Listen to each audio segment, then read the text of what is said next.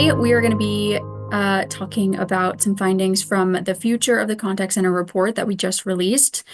We will cover the state of AI adoption, the trends driving it, and some challenges that we need to overcome to really move forward. So I am joined by Chris Arnold, VP of Contact Center Strategy at ASAPP. Chris has also spent 20 years leading contact center strategy at brands like Verizon and Alltel, and I'm so excited to hear his perspective on these trends. So welcome, Chris. I'd love it if you could just share a short introduction about yourself. Yeah, absolutely. Thank you, Brooke. So, pleasure to be here. As you stated, been at ASAP for the last 5 years, where we're pretty much across our entire customer base on implementing and really deploying technology. But even more than technology, there's a lot of people and a lot of process, which we'll talk more about as you think about contact centers and even more broadly the CX ecosystem. There's a lot that goes into people, process, and technology, and I draw on my 20 years of working in the CX space and look forward to sharing those 20 years of experience with everyone today. Yeah, thank you, Chris. So just to give everyone a little quick overview here, I'm going to briefly kick us off with some of our new research, as I mentioned, to set the stage here for our conversation.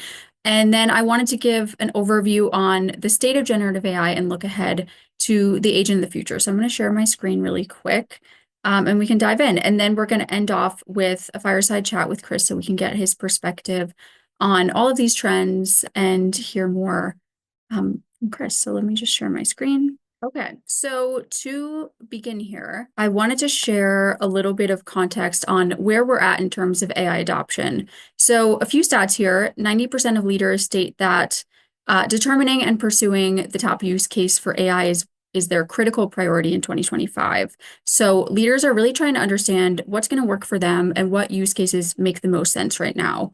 Going a step further, 62% have clear plans to implement generative AI in a customer-facing way, and organizations are now more comfortable and confident leveraging that technology, not just behind the scenes, but actually for the customer to engage with, which is really exciting. So I'll say, looking at both of those stats, we are definitely optimistic about AI adoption. Leaders are really using this moment right now to begin taking those steps towards implementation, but this has been kind of a slow process. So I wanted to include this stat here. 50% of leaders say their AI implementation has been a little bit slower than expected. So I wanted to dive into the why. Why is this process slower than we expected? And why aren't we able to move at a pace that feels a little bit more ambitious? And I have a few data points that I think can show us a little bit more about some of those setbacks that leaders have had so far. So starting with, I think, kind of just a shift in leadership and responsibilities and expectations, 77% of leaders say that they are now having more responsibility for technology decisions and purchases than ever before. So they've been put in this role that they don't have a ton of experience with. They have a lot going on as it is, and it just kind of feels like uncharted territory for them. So that can really slow things down if leaders don't feel even prepared to make these decisions. They're also facing a lot of external pressures from other industry players. So 64% say that they are facing a lot of pressure over the AI buzz. It's not just internal. AI has become such a huge driver in the customer service space right now. And leaders really know that they really must adapt if they want to remain competitive. And lastly, here, I wanted to mention that right now, leaders haven't necessarily seen a ton of excitement from customers. We found that dealing with unhelpful automation was the #2 pain point this year. So customers are maybe a little bit frustrated and they're engaging with technology that wasn't intuitive or it wasn't productive, and it's leaving a poor impression. And then from there, adoption remains low and customers stay stuck in traditional channels. So all of this together, I think, is causing a lot of stress, and it's definitely slowing down the AI implementation journey. Yet, customer expectations are still at such an all-time high right now. So from the customer's perspective, the stakes are still really high. 55% of customers say that experiences have actually gotten worse this year. And they see all this new technology, these innovative experiences, and they expect more from brands. And in fact, 95% of leaders say that they believe that customers will expect organizations to not only just meet their needs, but really actively predict them and proactively address them in the future. So there's this rising pressure from customers because they don't really care that leaders are maybe facing pressures right now. Maybe they need more time to make decisions. They want effective experiences now. So it's just a really important moment, I think, for implementing AI and taking those next steps. I also wanted to mention that agents have their own challenges in this current environment, and customers can see this. So we asked customers about their typical service interaction, and here's what they told us. So maybe agents don't seem as knowledgeable as they once did. They're not focused on solving the problem. Maybe they're not listening in an emotionally intelligent way. They're not acting with empathy. So they aren't performing to the level that customers expect either. And I'm going to dive into some of the challenges that they're facing in a minute, but I just wanted to give this a quick overview here. I think what's even more interesting, though, is that we are also just kind of on this precipice of change. So the role of the agent is changing. Customers expect more, and they really want agents to go above and beyond for them. So this list comes from our latest market study. We asked leaders what some of the new responsibilities that they're seeing and expecting, and here's what they said. So they want agents to be able to handle complex interactions. They want them to focus on client retention efforts, so really establishing relationships. They want them to leverage new revenue generating opportunities, even supervise chatbots, so potentially overseeing and training them and consistently monitoring the technology. And then also involvement with knowledge management, so using their expertise to continuously improve content and really all interactions. So obviously those goals are ambitious. And as I outlined earlier, agents are definitely still struggling to perform as it is. So I wanted to mention the challenges that are preventing this next step. So 71% of leaders say that self-service is not yet absorbing enough tasks to change workflows. 63% say that knowledge systems aren't empowering performance, so they really need more real-time insights. They don't have sufficient training and coaching. They don't have the right metrics. And lastly, I think one of the most important pieces is that more than half of leaders have not even defined what complex work looks like yet.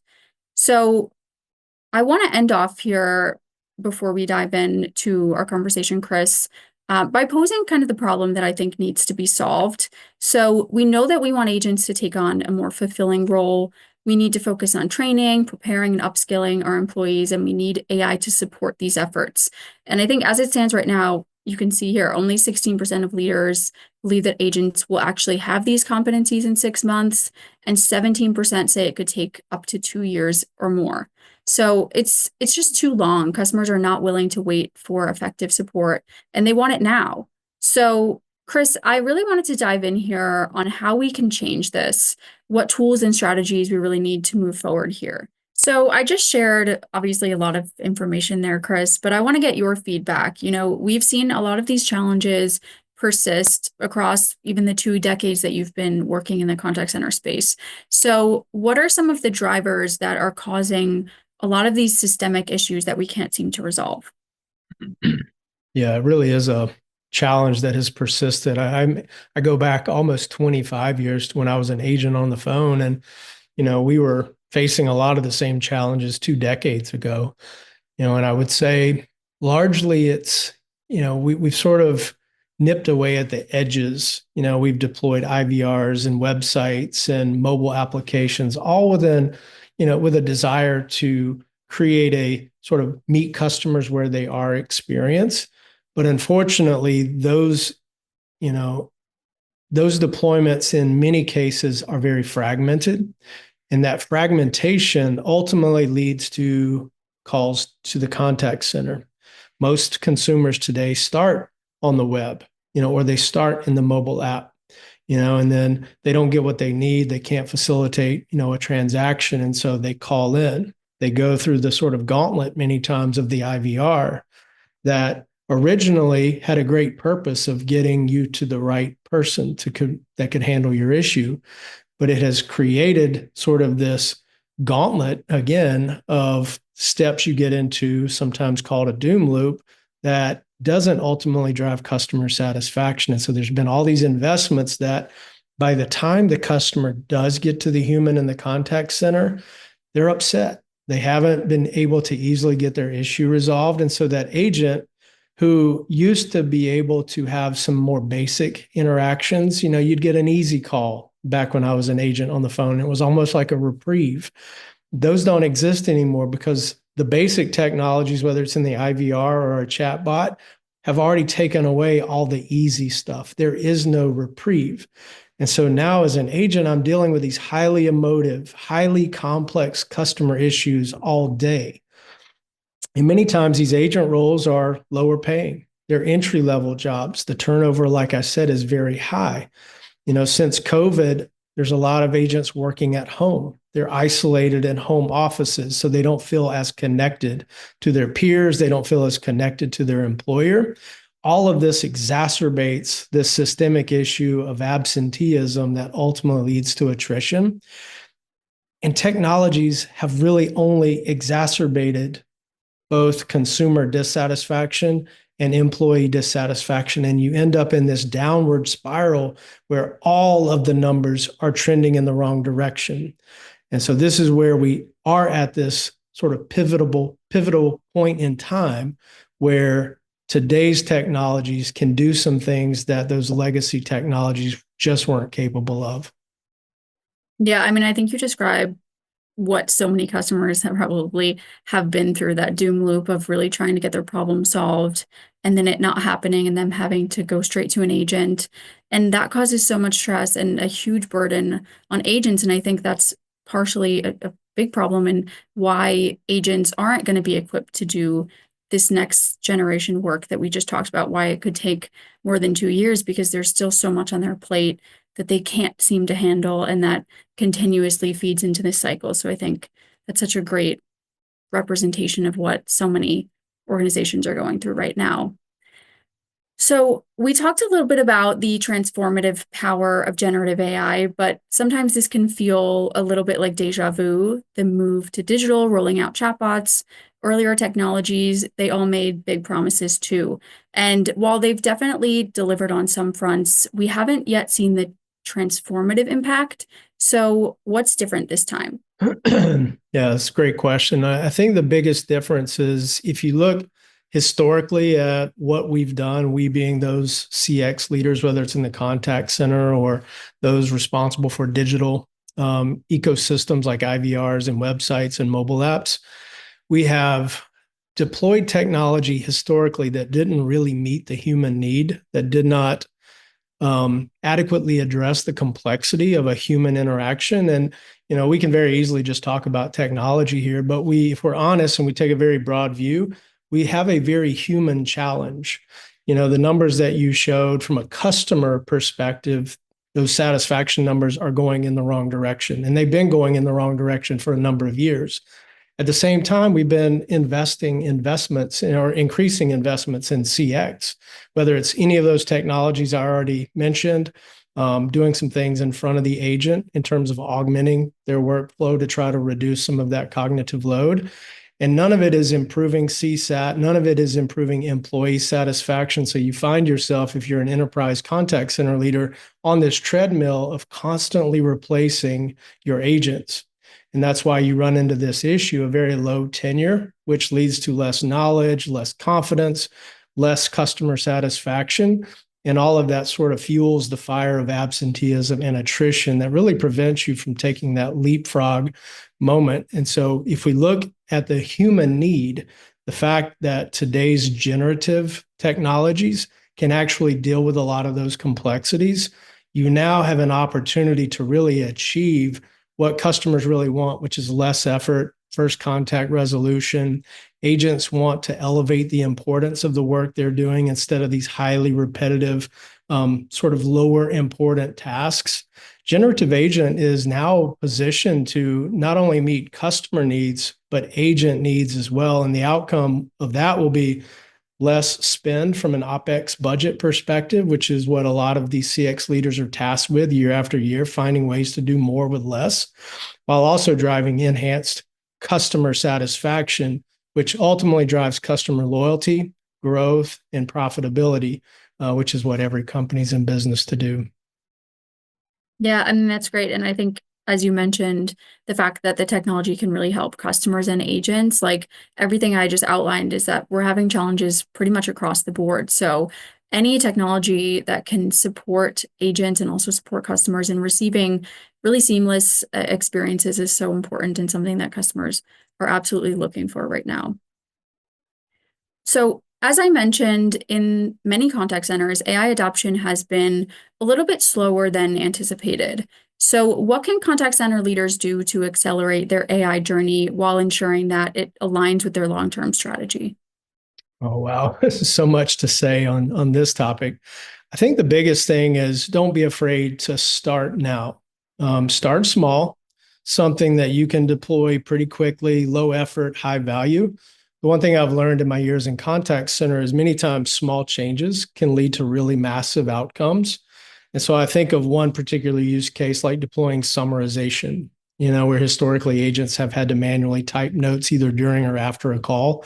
You can eliminate that. And that is a very low risk way to begin training generative AI models on your company's data using your lexicon, everything that makes your company unique to your customers. Summarization is a great way to get started. When you start there, you can also begin generating insights from all of those transcripts and the summaries. And so it's a very easy way to get started, a very low risk way that takes away some of that workload from your agents. So it makes their jobs easier. It allows them to focus on the customer.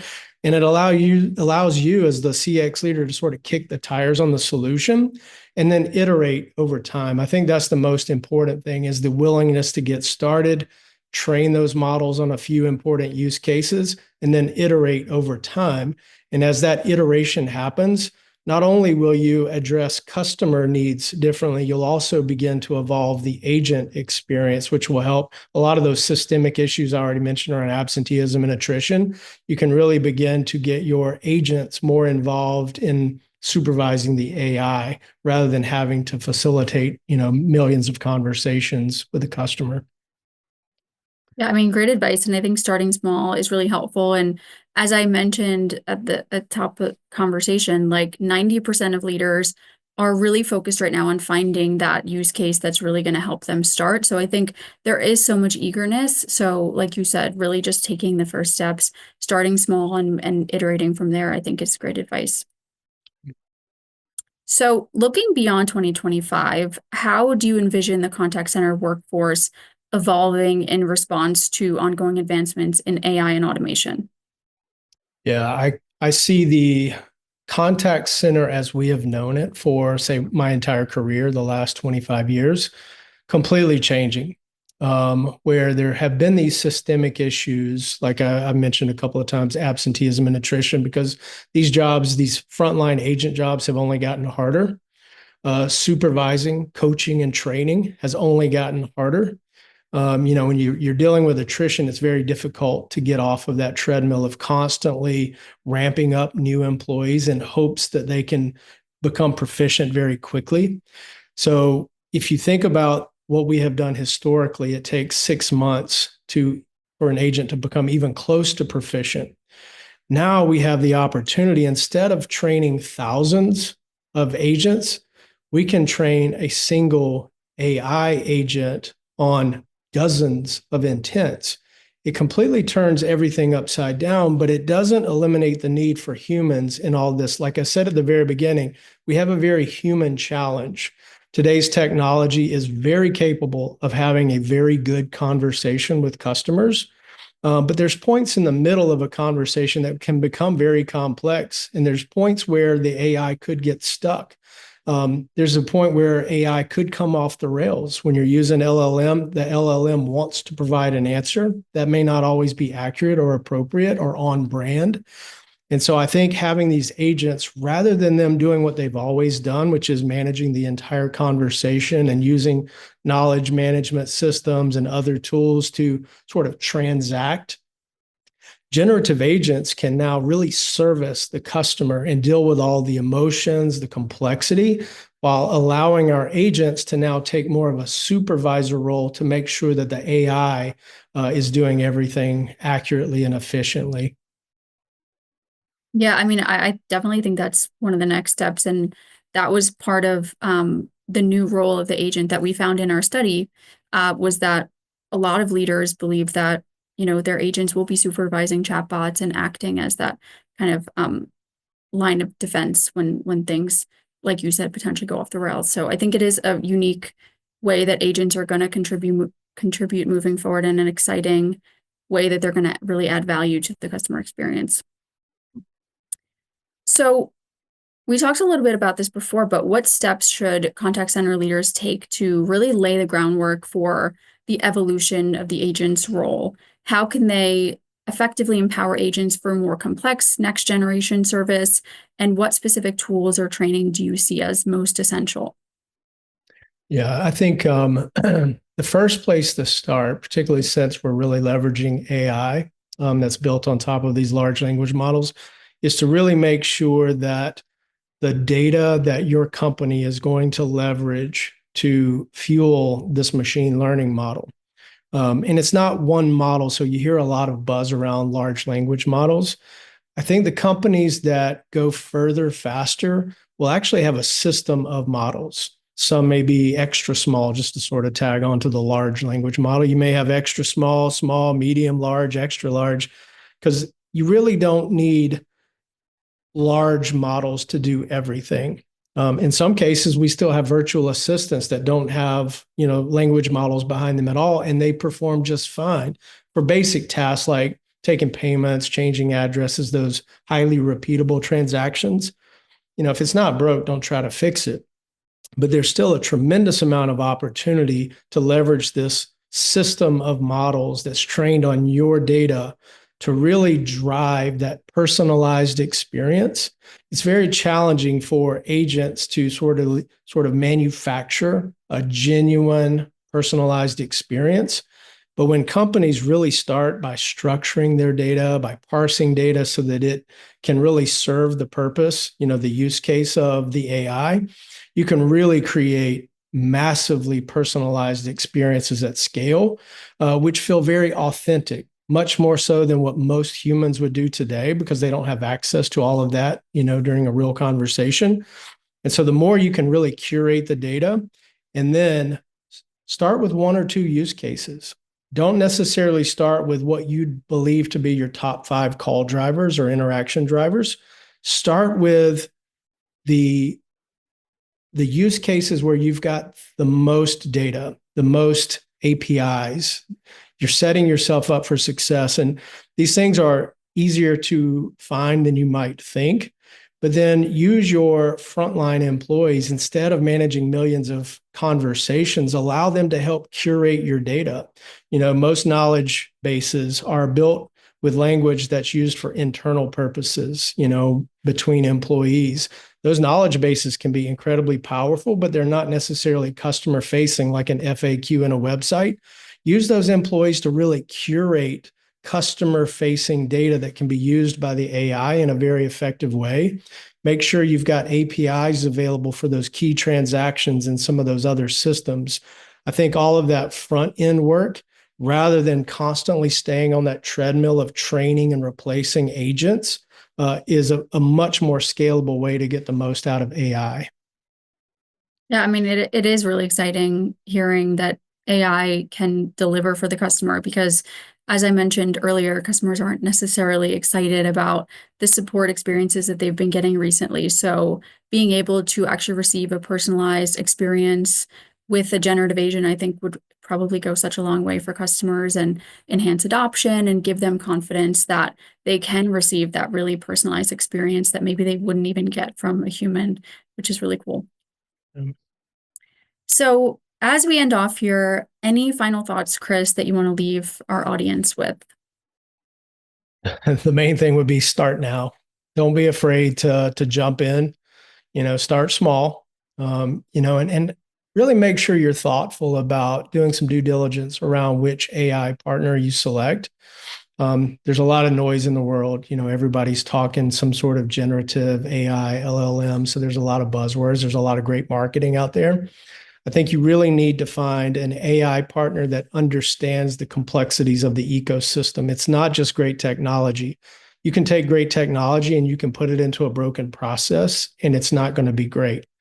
It's really finding a partner that understands the complexities of your ecosystem, the people, the processes, and the right technology, and is not only willing to help you get the most out of the technology that they provide, but to help you get more value out of the technology investments you've already made. And so I think that would be the first and biggest step. But the biggest thing is to get started now. I think the companies that are going to lose are the ones that sort of sit on the sidelines and wait to see what happens. I think starting now, starting small, starting in your contact center where you have massive amounts of data, you have some pretty big systemic issues that can create some real economic value when you appropriately apply AI. This is a great place to get started. Great use cases. And, I fully see in the next 3 to 5 years a fully transformed contact center. Well, thank you so much, Chris. It's so great to hear your perspective and your insights. And yeah, I mean, I agree. I think now is the moment, and people that don't adapt are going to get left behind. So really great to hear from you. And thank you so much, Chris, for sharing with us. Thank you, Brooke. I enjoyed being here.